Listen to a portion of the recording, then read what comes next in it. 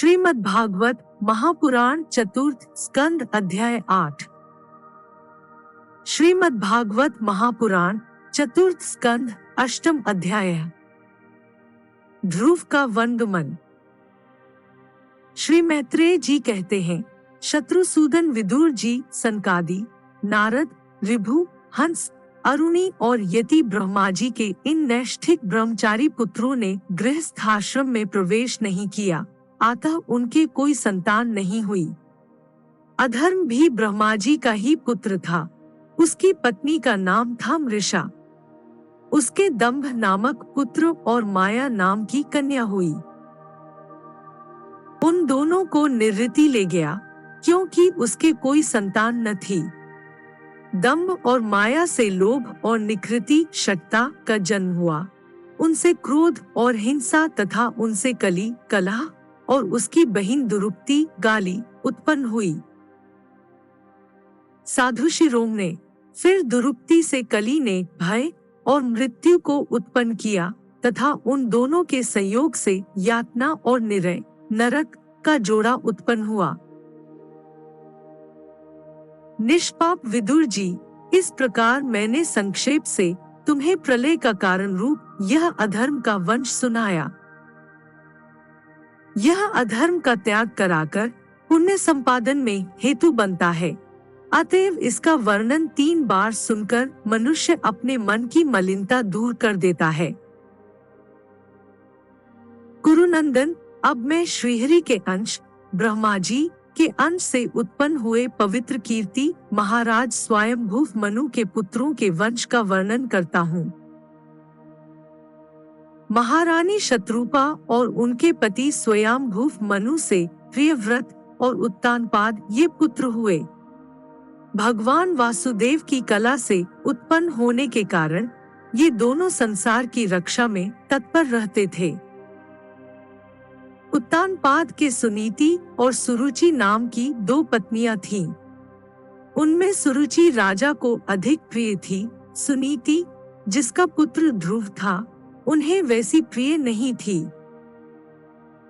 एक दिन राजा उत्तानपाद सुरुचि के पुत्र उत्तम को गोद में बिठाकर प्यार कर रहे थे।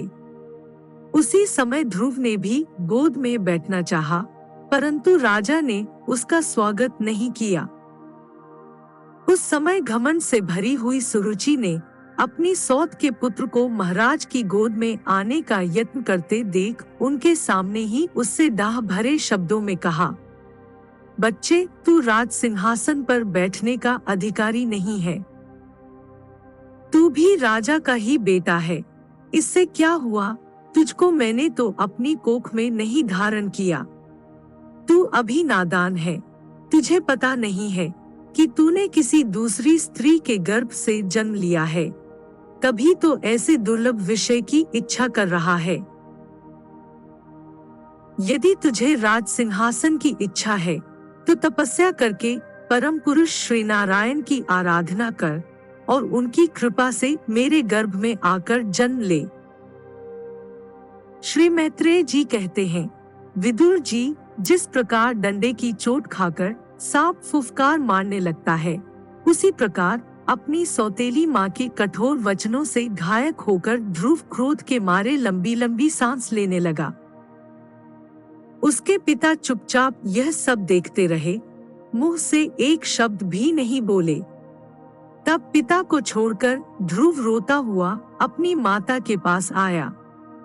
उसके दोनों होंठ फड़क रहे थे और वह सिसक कर रो रहा था। सुनीति ने बेटे को गोद में उठा लिया और जब महल के दूसरे लोगों से अपनी सौत सुरुचि की कही हुई बातें सुनी, तब उसे भी बड़ा दुख हुआ। उसका धीरज टूट गया। वह दावानल से जली हुई बेल के समान शोक से संतप्त होकर मुरझा गई तथा विलाप करने लगी। सौत की बातें याद आने से उसके कमल सरीखे नेत्रों ने आंसू भर आए। उस बेचारी को अपने दुख पारावार का कहीं अंत ही नहीं दिखाई देता था। उसने गहरी सांस लेकर ध्रुव से कहा, बेटा, तू दूसरों के लिए किसी प्रकार के अमंगल की कामना मत कर। जो मनुष्य दूसरों को दुख देता है उसे स्वयं ही उसका फल भोगना पड़ता है। सुरुचि ने जो कुछ कहा है ठीक ही है, क्योंकि महाराज को मुझे पत्नी तो क्या दासी स्वीकार करने में भी लज्जा आती है। तूने मुझ मंदभागिनी के गर्भ से ही जन्म लिया है और मेरे ही दूध से तू पला है। बेटा, सुरुचि ने तेरी सौतेली माँ होने पर भी बात बिल्कुल ठीक कही है। अतः यदि राजकुमार उत्तम के समान राज सिंहासन पर बैठना चाहता है तो द्वेष भाव छोड़कर उसी का पालन कर। बस श्री अधोयक्षज भगवान के चरणमलों की आराधना में लग जा।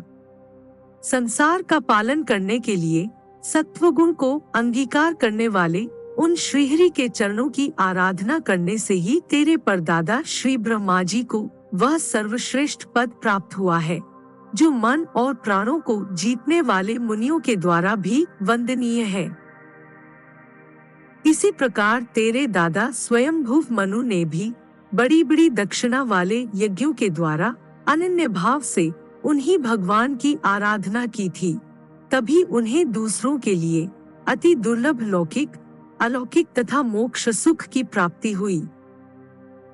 बेटा, तू भी उन भक्तवत्सल श्री भगवान का ही आश्रय ले। जन्म मृत्यु के चक्र से छूटने की इच्छा करने वाले मुमुक्ष लोग निरंतर उन्हीं के चरणमलों के मार्ग की खोज किया करते हैं। तू स्वधर्म पालन से पवित्र हुए अपने चित्त में श्री पुरुषोत्तम भगवान को बैठा ले तथा अन्य सबका चिंतन छोड़कर केवल उन्हीं का भजन कर। बेटा, उन कमल दल लोचन श्रीहरि को छोड़कर मुझे तो तेरे दुख को दूर करने वाला और कोई दिखाई नहीं देता। देख, जिन्हें प्रसन्न करने के लिए ब्रह्मा आदि अन्य सब देवता ढूंढते रहते हैं, वे श्री लक्ष्मी जी भी दीपक की भांति हाथ में कमल किए निरंतर उन्हीं श्रीहरि की खोज किया करती हैं। श्री मैत्रेय जी कहते हैं, माता सुनीति ने जो वचन कहे वे अभीष्ट वस्तु की प्राप्ति का मार्ग दिखलाने वाले थे। अतः उन्हें सुनकर ध्रुव ने बुद्धि द्वारा अपने चित्त का समाधान किया। इसके बाद वे पिता के नगर से निकल पड़े। यह सब समाचार सुनकर और ध्रुव क्या करना चाहता है, इस बात को जानकर नारद जी वहां आए। उन्होंने ध्रुव के मस्तक पर अपना पापनाशक करकमल फेरते हुए मन ही मन विस्मित होकर कहा, अहो, क्षत्रियों का कैसा अद्भुत तेज है, वे थोड़ा सा भी मानभंग नहीं सह सकते। देखो, अभी तो यह नन्हा सा बच्चा है, तो भी इसके हृदय में सौतेली माता के कटु वचन घर कर गए हैं।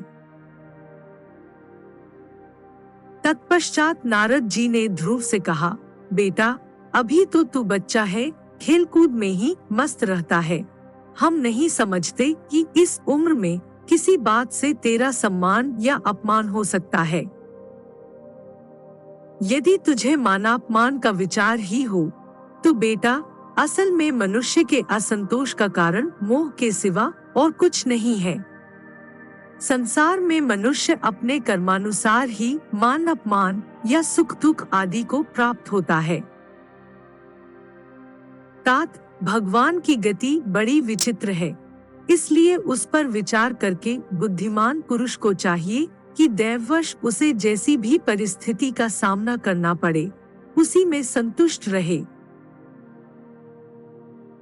अब माता के उपदेश से तू योग साधन द्वारा जिन भगवान की कृपा प्राप्त करने चला है, मेरे विचार से साधारण पुरुषों के लिए उन्हें प्रसन्न करना बहुत ही कठिन है। योगी लोग अनेकों जन्मों तक अनासक्त रहकर समाधियों के द्वारा बड़ी बड़ी कठोर साधनाएं करते रहते हैं, परंतु भगवान के मार्ग का पता नहीं पाते। इसलिए तू यह व्यर्थ का हठ छोड़ दे और घर लौट जा। बड़ा होने पर जब परमार्थ साधन का समय आवे तब उसके लिए प्रयत्न कर लेना। विधाता के विधान के अनुसार सुख दुख जो कुछ भी प्राप्त हो उसी में चित्त की संतुष्ट रखना चाहिए। यूं करने वाला पुरुष मोह में संसार से पार हो जाता है।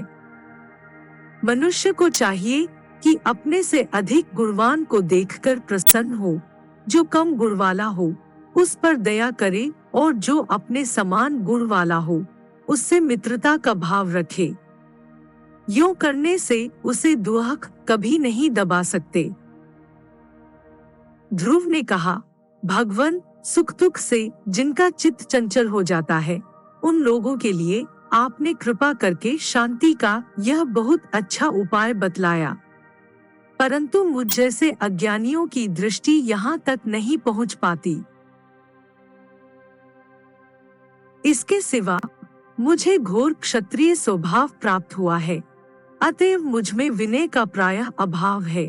सुरुचि ने अपने कटोच रूपी बाणों से मेरे हृदय को विदीर्ण कर डाला है, इसलिए उसमें आपका यह उपदेश नहीं ठहर पाता। ब्राह्मण, मैं उस पद पर अधिकार करना चाहता हूँ जो त्रिलोकी में सबसे श्रेष्ठ है तथा जिस पर मेरे बाप दादे और दूसरे कोई भी आरूढ़ नहीं हो सके हैं। आप मुझे उसी की प्राप्ति का कोई अच्छा सा मार्ग बतलाइए। आप भगवान ब्रह्मा जी के पुत्र हैं और संसार के कल्याण के लिए ही वीणा बजाते सूर्य की भांति त्रिलोकी में विचरा करते हैं। श्री मैत्रेय जी कहते हैं, ध्रुव की बात सुनकर भगवान नारद जी बड़े प्रसन्न हुए और उस पर कृपा करके इस प्रकार सदुपदेश देने लगे। श्री नारद जी ने कहा, बेटा, तेरी माता सुनीति ने तुझे जो कुछ बताया है वही तेरे लिए परम कल्याण का मार्ग है। भगवान वासुदेव ही वह उपाय है, इसलिए तू चित्त लगाकर उन्हीं का भजन कर।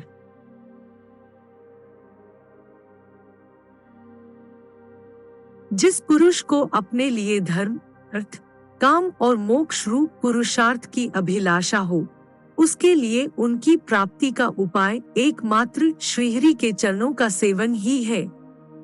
बेटा, तेरा कल्याण होगा। अब तू श्री यमुना जी के तटवर्ती परम पवित्र मधुवन को जा। वहाँ श्रीहरि का नित्य निवास है। वह श्री कालिंदी के निर्मल जल में तीनों समय स्नान करके नित्य कर्म से निवृत्त हो यथाविधि आसन बिछाकर स्थिर भाव से बैठना। फिर रेचक, पूरक और कुंभक 3 प्रकार के प्राणायाम से धीरे धीरे प्राण, मन और इंद्रिय के दोषों को दूर कर धैर्य युक्त मन से परम गुरु श्री भगवान का इस प्रकार ध्यान करना। भगवान का स्वरूप बड़ा ही दर्शनीय, शांत तथा मन और नयनों को आनंदित करने वाला है। जो लोग नयनों को आनंदित करने वाला है, जो लोग प्रभु का मानस पूजन करते हैं, उनके अंतःकरण में वे हृदयकमल की कर्णिका पर अपने नखमणि मंडित मनोहर पादार विंदों को स्थापित करके विराजते हैं। इस प्रकार धारणा करते करते जब चित्त स्थिर और एकाग्र हो जाए, तब उन वरदायक प्रभु का मन ही मन इस प्रकार ध्यान करे कि वह मेरी ओर अनुराग भरी दृष्टि से निहारते हुए मंद मंद मुस्कुरा रहे हैं। भगवान की मंगलमयी मूर्ति का इस प्रकार निरंतर ध्यान करने से मन शीघ्र ही परमानंद में डूबकर तल्लीन हो जाता है और फिर वहां से लौटता नहीं। राजकुमार, इस ध्यान के साथ जिस परम गुह्य मंत्र का जप करना चाहिए वह भी बतलाता हूँ, सुन। इसका 7 रात जप करने से मनुष्य आकाश में विचरने वाले सिद्धों का दर्शन कर सकता है। वह मंत्र है, ओम नमो भगवते वासुदेवाय। किस देश और किस काल में कौन वस्तु उपयोगी है, इसका विचार करके बुद्धिमान पुरुष को इस मंत्र के द्वारा तरह तरह की सामग्रियों से भगवान की द्रव्यमयी पूजा करनी चाहिए। प्रभु का पूजन विशुद्ध जल, पुष्पमाला, जंगली मूल और फलादि, पूजा में विहित दुर्वादि अंकुर, वन में ही प्राप्त होने वाले वल्कल वस्त्र और उनकी प्रेयसी तुलसी से करना चाहिए। यदि शिला आदि की मूर्ति मिल सके तो उसमें, नहीं तो पृथ्वी या जल आदि में ही भगवान की पूजा करे। सर्वदा संयम चित्त, मननशील, शांत और मौन रहे तथा जंगली फलमूल आदि का परिमित आहार करे। इसके सिवा पुण्य कीर्ति श्रीहरि अपनी अनिर्वचनीय माया के द्वारा अपनी ही इच्छा से अवतार लेकर जो मनोहर चरित्र करने वाले हैं, उनका मन ही मन चिंतन करता रहे। प्रभु की पूजा के लिए जिन जिन उपचारों का विधान किया गया है, उन्हें मंत्र मूर्ति श्रीहरि को द्वादशाक्षर मंत्र के द्वारा ही अर्पण करे। इस प्रकार जब हृदय स्थित हरि का मन, वाणी और शरीर से भक्ति पूर्वक पूजन किया जाता है, तब वे निश्चल भाव से भली भांति भजन करने वाले अपने भक्तों के भाव को बढ़ा देते हैं और उन्हें उनकी इच्छा के अनुसार धर्म, अर्थ, काम अथवा मोक्ष रूप कल्याण प्रदान करते हैं। यदि उपासक को इंद्रिय संबंधी भोगों से वैराग्य हो गया हो, तो वह मोक्ष प्राप्ति के लिए अत्यंत भक्ति पूर्वक अविच्छिन्न भाव से भगवान का भजन करे। श्री नारद जी से इस प्रकार उपदेश पाकर राजकुमार ध्रुव ने परिक्रमा करके उन्हें प्रणाम किया। तदंतर उन्होंने भगवान के चरण चिन्हों से अंकित परम पवित्र मधुवन की यात्रा की। ध्रुव के तपोवन की ओर चले जाने पर नारद जी महाराज उत्तानपाद के महल में पहुँचे। राजा ने उनकी यथायोग्य उपचारों से पूजा की। तब उन्होंने आराम से आसन पर बैठकर राजा से पूछा। श्री नारद जी ने कहा, राजन, तुम्हारा मुख सूखा हुआ है। तुम बड़ी देर से किस सोच विचार में पड़े हो? तुम्हारे धर्म, अर्थ और काम में से किसी में कोई कमी तो नहीं आ गई? राजा ने कहा, ब्राह्मण, मैं बड़ा ही स्त्रैण और निर्दय हूँ। हाय, मैंने अपने 5 वर्ष के नन्हे से बच्चे को उसकी माता के साथ घर से निकाल दिया। मुनिवर, वह बड़ा ही बुद्धिमान था। उसका कमल सा मुख भूख से कुंभला गया होगा। वह थककर कहीं रास्ते में पड़ गया होगा। ब्राह्मण, उस असहाय बच्चे को वन में कहीं भेड़िए न खा जाए। अहो, मैं कैसा स्त्री का गुलाम हूँ। मेरी कुटिलता तो देखिए। वह बालक प्रेमवश मेरी गोद में चढ़ना चाहता था, किंतु मुझ दुष्ट ने उसका तनिक भी आदर नहीं किया। श्री नारद जी ने कहा, राजन, तुम अपने बालक की चिंता मत करो। उसके रक्षक भगवान हैं। तुम्हें उसके प्रभाव का पता नहीं है। उसका यश सारे जगत में फैल रहा है। वह बालक बड़ा समर्थ है। जिस काम को बड़े बड़े लोकपाल भी नहीं कर सके, उसे पूरा करके वह शीघ्र ही तुम्हारे पास लौट आएगा। उसके कारण तुम्हारा यश भी बहुत बढ़ेगा। श्री मैत्रेय जी कहते हैं, देवर्षि नारद जी की बात सुनकर महाराज उत्तानपाद राजपाट की ओर से उदासीन होकर निरंतर पुत्र की ही चिंता में रहने लगे। इधर ध्रुव जी ने मधुवन में पहुंचकर यमुना जी में स्नान किया और उस रात पवित्रता पूर्वक उपवास करके श्री नारद जी के उपदेशानुसार एकाग्रचित्त से परम पुरुष श्री नारायण की उपासना आरंभ कर दी। उन्होंने 3-3 रात्रि के अंतर से शरीर निर्वाह के लिए केवल कैथ और बेर के फल खाकर श्रीहरि की उपासना करते हुए 1 मास व्यतीत किया। दूसरे महीने में उन्होंने 6 दिन के पीछे सूखे घास और पत्ते खाकर भगवान का भजन किया। तीसरा महीना 9 दिन पर केवल जल पीकर समाधि योग के द्वारा श्रीहरि की आराधना करते हुए बिताया। चौथे महीने में उन्होंने श्वास को जीतकर 12 दिन के बाद केवल वायु पीकर ध्यान योग द्वारा भगवान आराधना की। 5वां मास लगने पर राजकुमार ध्रुव श्वास को जीतकर पर ब्रह्म का चिंतन करते हुए एक पैर से खंभे के समान निश्चल भाव से खड़े हो गए। उस समय उन्होंने शब्दादि विषय और इंद्रियों के नियामक अपने मन को सब ओर से खींच लिया तथा हृदय स्थित हरि के स्वरूप का चिंतन करते हुए चित्त को किसी दूसरी ओर न जाने दिया। जिस समय उन्होंने महदादि संपूर्ण तत्वों के आधार तथा प्रकृति और पुरुष के भी अधीश्वर पर ब्रह्म की धारणा की, उस समय उनके तेज को न सह सकने के कारण तीनों लोग कांप उठे। जब राजकुमार ध्रुव एक पैर से खड़े हुए, तब उनके अंगूठे से दबकर आधी पृथ्वी इस प्रकार झुक गई, जैसे किसी गजराज के चढ़ जाने पर नाव झुक गई, जैसे किसी गजराज के चढ़ जाने पर पदपथ पर दाईं बाईं ओर डगमगाने लगती है। ध्रुव जी अपने इंद्रिय द्वार तथा प्राणों को रोककर अनन्य बुद्धि से विश्वात्मा श्रीहरि का ध्यान करने लगे। इस प्रकार उनकी समष्टि प्राण से अभिन्नता हो जाने के कारण सभी जीवों का श्वास प्रश्वास रुक गया। इससे समस्त लोक और लोकपालों को बड़ी पीड़ा हुई और वे सब घबराकर श्रीहरि की शरण में गए। देवताओं ने कहा, भगवन, समस्त स्थावर जंगम जीवों के शरीरों का प्राण एक साथ ही रुक गया है। ऐसा तो हमने पहले कभी अनुभव नहीं किया। आप शरणागतों की रक्षा करने वाले हैं। अपनी शरण में आए हुए हम लोगों को इस दुहक से छुड़ाइए। श्री भगवान ने कहा, देवताओं, तुम डरो मत। उत्तानपाद के पुत्र ध्रुव ने अपने चित्त को मुझ विश्वात्मा में लीन कर दिया है। इस समय मेरे साथ उसकी अभेद धारणा सिद्ध हो गई है। इसी से उसके प्राण निरोध से तुम सबका प्राण भी रुक गया है। अब तुम अपने अपने लोकों को जाओ।